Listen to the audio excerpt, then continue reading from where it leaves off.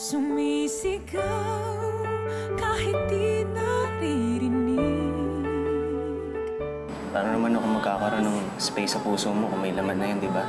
Tsaka isa pa, taken na siya eh. Mas maganda kung umiwas ka na lang sa kanya. Elmo, kaibigan ko pa rin naman si Calvin. Eh, hindi naman yun ang dapat na inaatupag at iniisip ko. Si Calvin, nakita niya na si Ma'am Glenda. Sana ako rin, mahanap ko na rin yung mga magulang ko.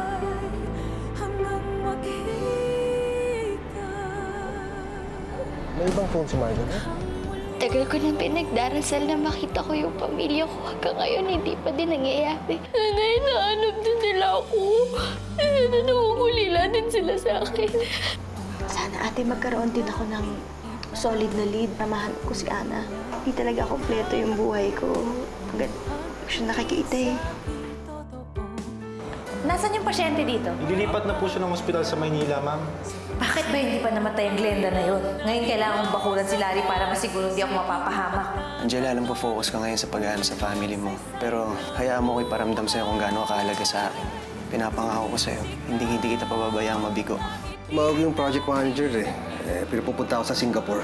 Sige lang, Larry. Lumayas ka muna. Pagbalik mo, sisiguraduhin ko wala nang sasagabal sa atin.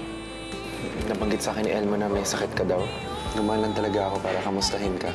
Angela, sorry kasakit ka patuloy. Nalagay ko sa ilong mo para makatulong sa paghinga mo. Tingin mo ba makahanap pa natin yung anak natin? Umiiyak. Alam mo naman yung ako nakikita umiiyak eh.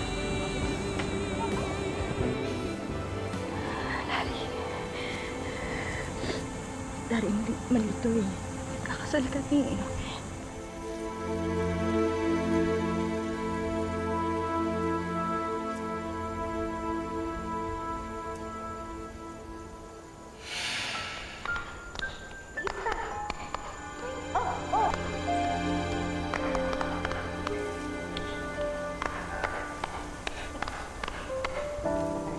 Ang galing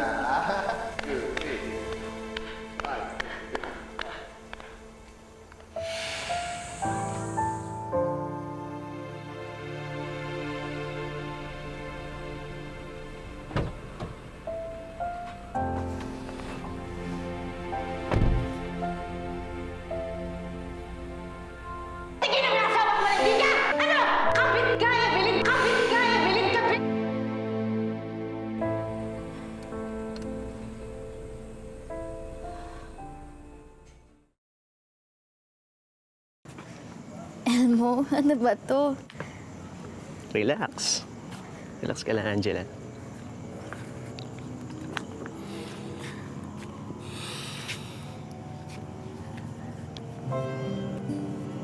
Surprise!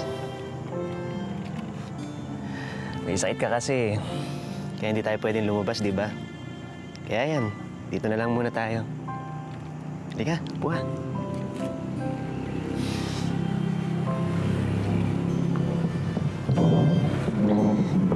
Salamat. Ikaw gumawa ng lahat ng to? Oo. Sana magustuhan mo.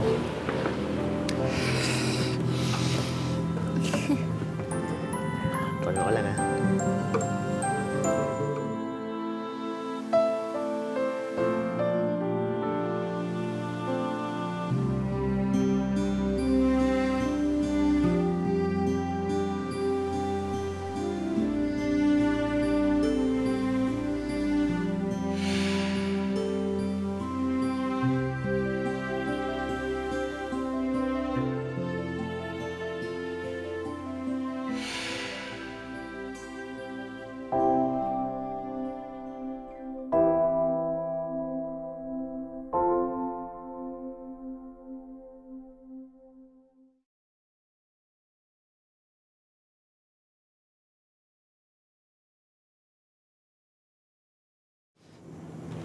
Bakit ba yung boses ko? Hindi. Hindi. Naalala ko lang. Gumawa rin kasi kami ni Calvin ng ganitong setup para kay Claire. Tapos, kinantahan niya rin ako nung na-stranded kami.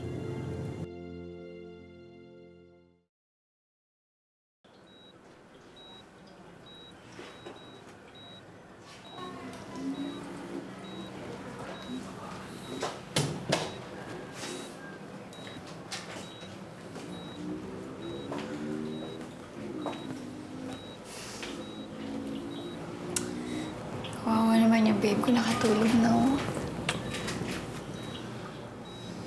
Angela. Angela. Calvin. Calvin. Kaya natutulog yung tao. Hayaan mo na hindi niya alam sinasabi niya. Kahit paano. Calvin, wake up. Calvin! Calvin! Claire, Charm. Oh, bakit ganyan yung mukha mo? Paano ba naman kasi si Angela na naman yung nasa isip mo? Ano? Ano? Calvin, narinig namin ni Charm. Sinasabi mo yung pangalan ni Angela habang natutulog ka.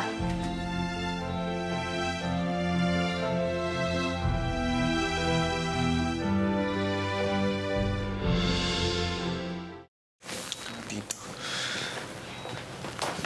Ano ba, Claire? Hindi ko kontrolado yun. Panaginip ko yun eh. Tsaka please, huwag ka maingay. Papahinga si Mami. Ang sabihin mo, nahihibang ka na naman sa Angela na yan. Calvin, aminin mo nga sa akin. Ano bang nangyari sa inyo nung magkasama kayo sa paghanap kay Tita Glenda? Nilandi ka na naman ba ng babaeng yon, ha? Hindi ganun si Angela. Calvin, anong hindi? Ginawa na niya yun dati. Ano ba? Buong gabi kayo magkasama? Aminin mo na kasi. Gusto mo malaman? Gusto mo malaman kung ano nangyari? Fine. Sasabihin ko sa'yo.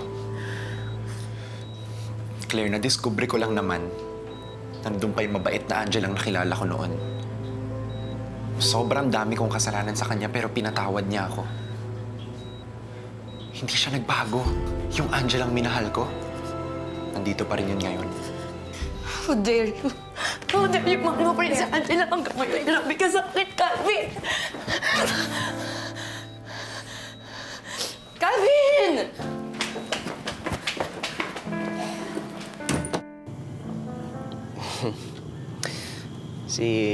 Si Calvin na naman pala yung naalala mo. Pero, Angela, salamat ha. Kasi, open ka sa akin. Kung mag-alala, simula ngayon, papalitan na natin ng bagong memory yan. Tayo ng dalawa yung maaalala mo. Dahil gagawin ko special ng gabing ito. Alam mo, tama na. Angela? Tama na. Itigil mo na yung panliligaw mo sa akin. Alam mo, unfair para sa'yo. Ang dami mo nang ginawa para sa akin, pero ako, hindi ko yun mabalik sa'yo. I'm sorry. I'm sorry. Tama na.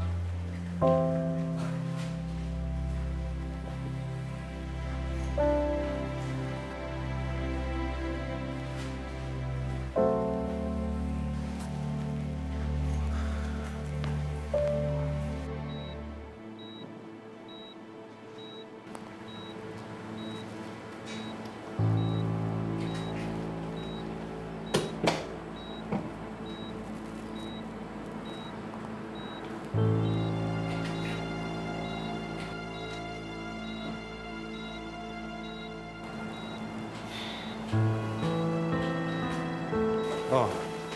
Claire, saan kayo pupunta? Kakain lang po saglit. Si Calvin ba nandun kasama ng Tita Glenda nyo? Lumabas lang po saglit ito. Sige, hindi bali. Ako na lang. Hindi ko yata dapat iniwan si Mami.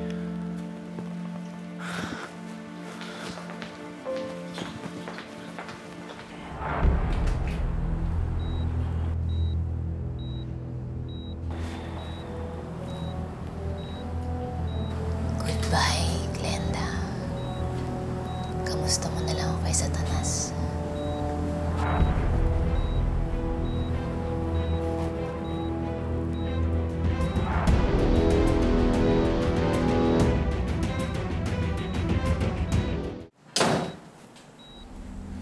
Excuse me? Sino ka?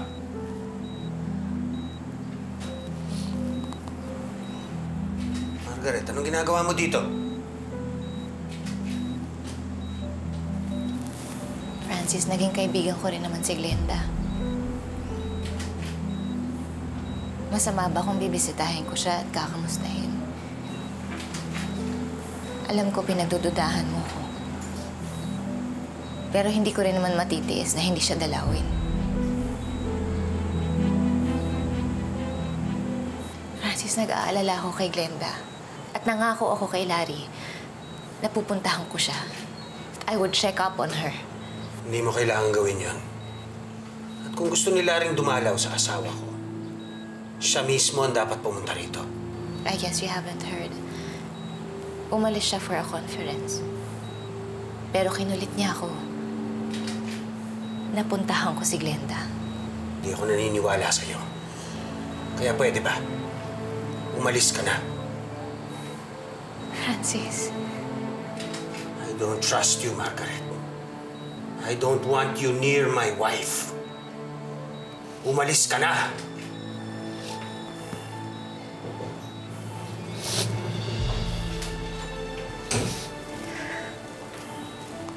Tita Margaret. Calvin. Kamusta mo nala ako sa mami mo? Teka po, bakit po kayo umiiyak? Your dad wants me out. Hindi na ako magtatagal. Excuse me.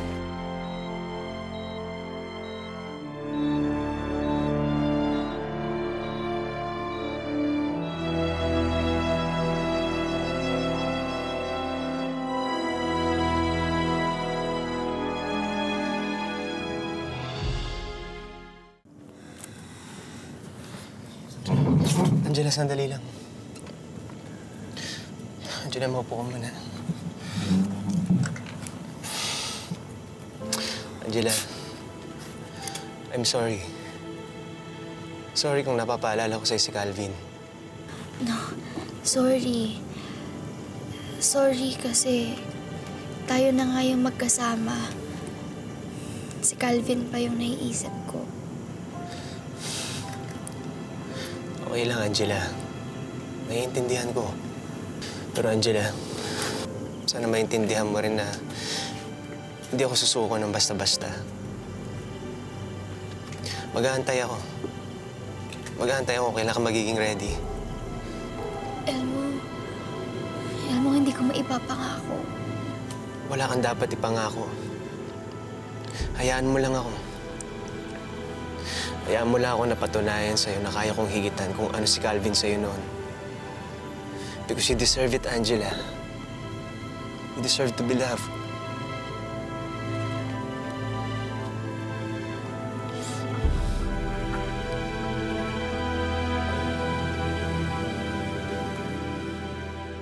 Bakit niyo po pinaalis si Tita Margaret?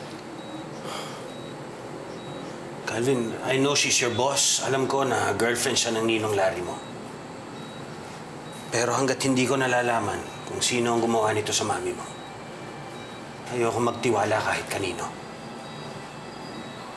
Pero Dad, hindi naman siya basta-basta eh. Si Tita Margaret siya.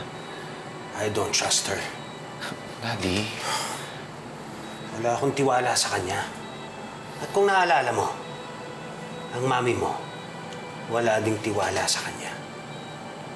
Noong una hindi ko naintindihan. Pero ngayon, medyo naiintindihan ko na. Kaya pwede ba? Wala ko, hindi ko maintindihan. Pero sige po, kung sabi niyo walang tiwala si Mami sa kanya.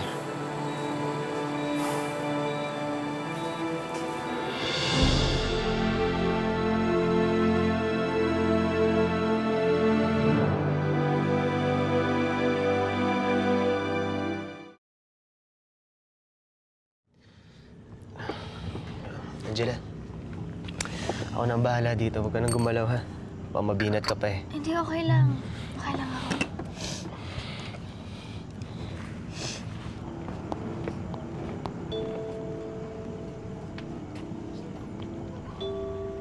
Tita Margaret, anong ginagawa niyo? Oh, Tita, bakit po kayo umiinom? Galing ako kay Glenda, Angela. Pero pinaalis ako ni Francis. Hindi ko nga maintindihan kung bakit eh. Gusto ko lang naman dumalaw. Baka naman po gusto lang talaga nilang magpahinga muna si Ma'am Glenda. Kawawa naman po kasi talaga siya. Huwag niyo na po masyadong dibdibin, tita. Wala kang kalaban-laban sa akin, tandaan.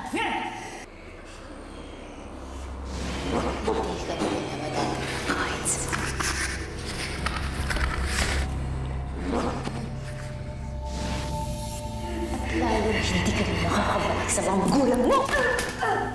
Dahil mamamatay ka na! Mamamatay ka na! Napahirapan mo ako!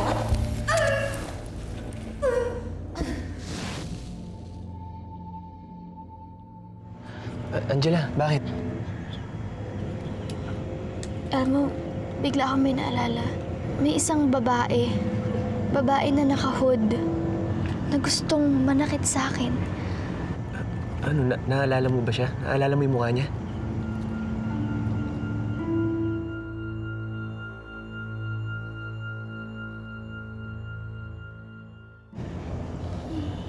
Hindi eh. Hindi pa malinaw yung mukha niya eh. Basta ang naalala ko lang, isang babae na naka-sweater na may hood na gusto kong saktan. Baka na-trigger ka lang kasi naka-hood din si Tita Margaret. Siguro nga. Basta pag may naaalala ka pa, sabihin mo kagad sa akin, ha? I can help you. Lalo pa ngayon wala ang Tito Larry mo, tayo lang magdadamayan. Opo, tita. Sana nga po, mas marami pa akong maalala eh. Sana maalala ko na lahat na nangyari sa akin. Para kahit papano, mas makilala ko yung sarili ko. Sana nga. But for now, I suggest magpahinga ka muna, ha? May sakit ka, di ba? Tsaka responsibility ko ang to check up on you bago ako umuwi sa tita ko. Pinromise ko yan sa tito mo. Sige, iwan ko na kayo.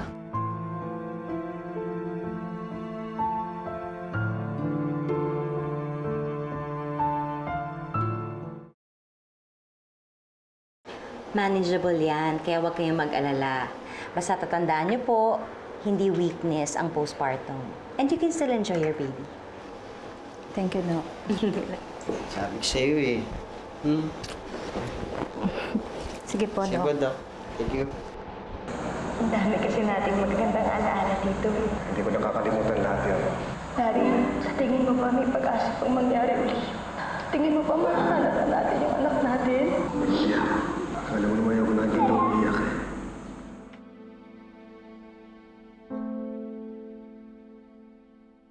Hi, Ma!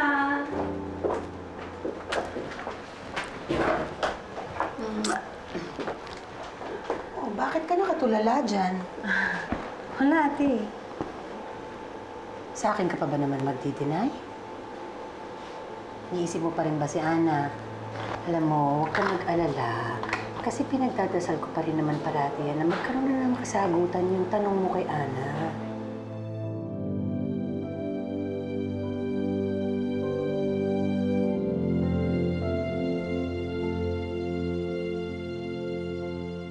Dominic, pasensya na, naabala kita. Ha? Ikaw lang kasi naisip ko makakatulong sa akin, lalong-lalo na wala si Larry ngayon. Okay lang. Ano bang gustong malaman tungkol kay Margaret? Iniisip ko ba na may kinalaman siya sa nangyari sa asawa mo? Alam mo, hindi ko alam kung ano yung sasagot ko sa'yo eh.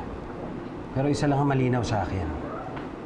Kung ano man ang mapag-usapan natin, makakatulong sa akin yun para malaman ko kung dapat ko ba siyang pagkatiwalaan o pagdudahan. Ano bang gusto mong malaman tungkol sa kanya? Her whereabouts these past few days. May alam ka ba? Hindi yung kabisadong lakad ng dalawa. Pero may isang gabi na pumunta kami ni Larry sa bahay ni Margaret. Hindi ba so puzzled dahil wala si Margaret doon. And supposedly, andun siya sa bahay. Kailan nangyari to? 3 nights ago. Ito yata yung gabi na natagpuan si Glenda. Kasi naalala ko, hindi pa umuwi si Angela nun eh. Pwede mo ba ibigay sa akin na address?